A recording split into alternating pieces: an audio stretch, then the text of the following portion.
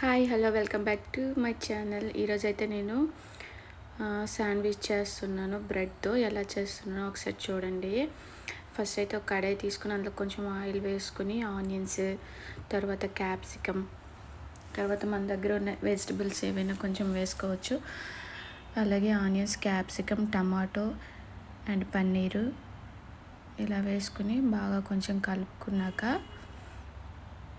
Boil చేసిన sweet corn కూడా add చేసుకోవాలి.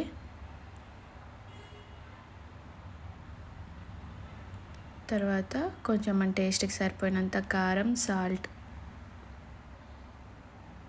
వేసుకుని ఒక 5 minutes కొంచెం బాగా ఫ్రైలా చేసుకుందాం.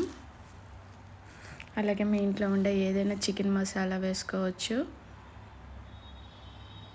అలాగే కొంచెం టేస్ట్కి లెమన్ అయితే వేసుకున్నాను హాఫ్. ఇదిగోండి ఇలా అయితే దగ్గర అయిపోయింది కదా. సో స్టవ్ అయితే ఆఫ్ చేసేయాలి. తర్వాత నేను బ్రెడ్ స్లైస్ తీసుకున్నాను.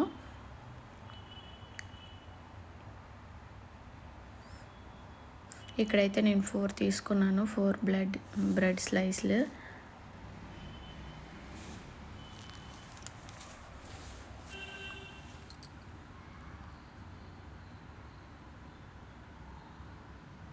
కొంచెం 2 sides మనం రోస్ట్ చేసుకోవాలి.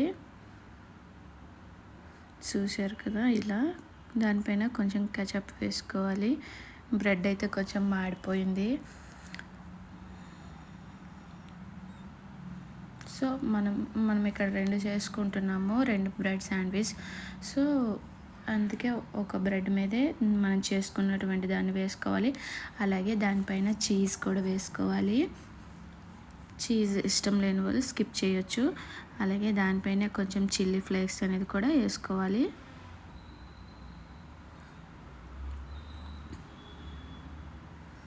ఇప్పుడు ఇలా బ్రెడ్ని కవర్ చేసుకోవాలి.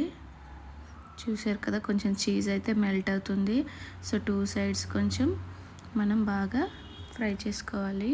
స్లిమ్లో పెట్టుకోవాలి. నేను ఇక్కడ హైలో పెట్టాను, సో అందుకే మాడిపోయింది.